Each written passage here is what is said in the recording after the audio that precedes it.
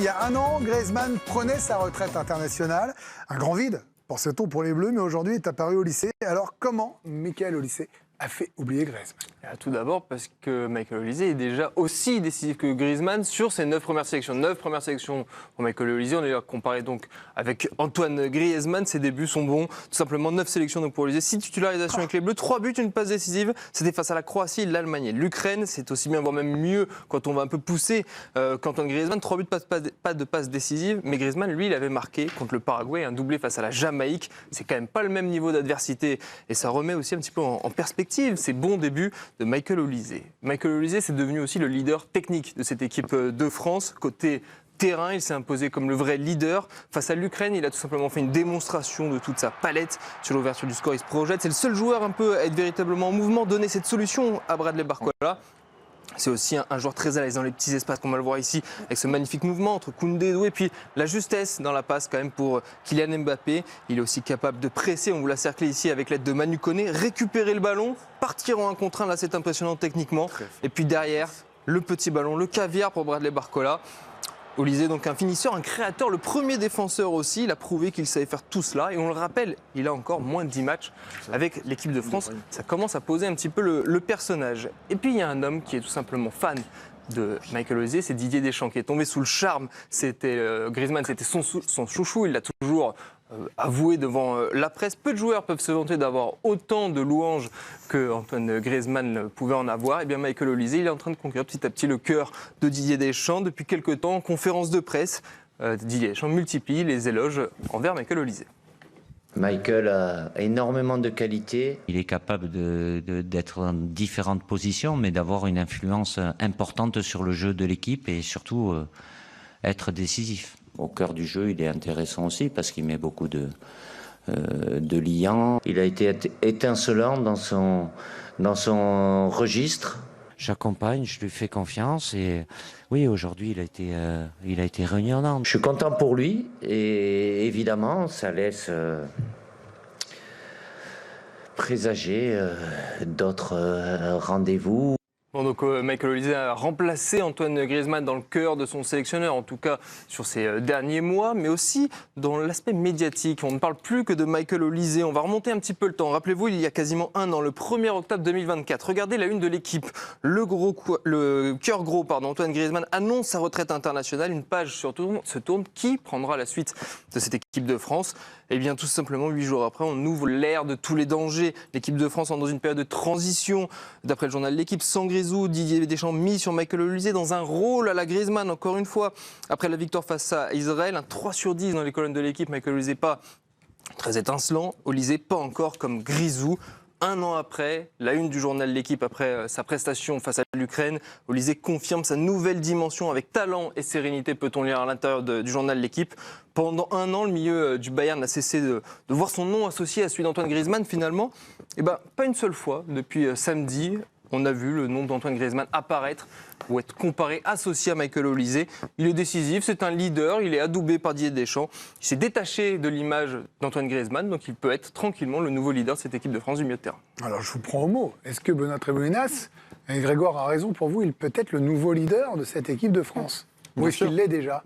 Non, il a encore une grosse marge de progression. Il y a Mbappé quand même, être leader. Bah oui. Oui, non, mais ça peut être l'un des leaders aussi sur le terrain. Moi, ce que j'aime bien dans ce qu'il démontre sur le terrain depuis qu'il est en équipe de France, c'est qu'il a un comportement irréprochable sur le terrain. Il est pas avare d'efforts. Il est sans arrêt en train de rechercher les passes vers l'avant. Il se suit plutôt bien dans les espaces. Il court énormément. Ça que j'aime bien. Il a un gros volume de jeu. Face à l'Ukraine, il était à droite, à gauche. Il redescendait un petit peu plus bas. Et puis il est sans arrêt en train de proposer des solutions. Ce que faisait aussi Griezmann lorsqu'il était en équipe de France. Donc maintenant, on a aussi envie de le voir performant face à des grosses nations, lors d'une Coupe du Monde, lors d'un Euro. Mais en tout cas, il a tout pour remplacer Griezmann. Ouais. C'est l'année de la confirmation, Olivier Bossard, là, parce qu'avec le Bayern, ils se sont dit tiens, en bique. Avec les Bleus, il est rayonnant pour Didier Deschamps. C'est une chance là, de l'avoir dans cet état-là, à 1 an de la Coupe du Monde, moins maintenant, pardon. Oui, évidemment, c'est une chance et il y a quand même encore une marge de progression. D'ailleurs, Vincent Kompany, son entraîneur au Bayern, l'a dit en fin de saison dernière, qu'il avait encore une marge de progression et qu'il devait d'ailleurs encore progresser dans certains secteurs de jeu. Après, franchement, moi, il ne m'a pas du tout fait oublier Antoine Griezmann encore. Il fera oublier Antoine Griezmann quand il aura le même palmarès et le même vécu que lui en équipe de France.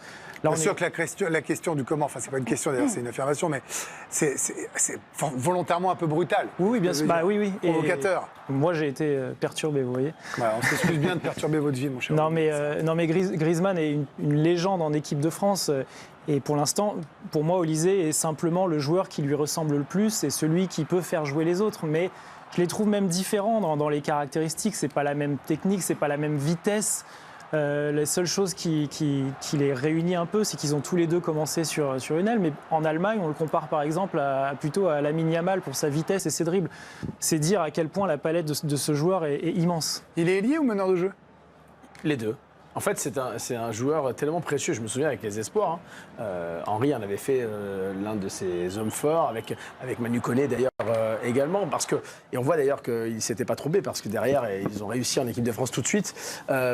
Moi, il ne m'a pas fait oublier Griezmann pour les mêmes raisons qu'Olivier. En revanche, techniquement, moi, j'aime ce qui se passe en équipe de France avec lui. En fait, il déclenche toujours, il se passe toujours quelque chose dès qu'il touche le ballon.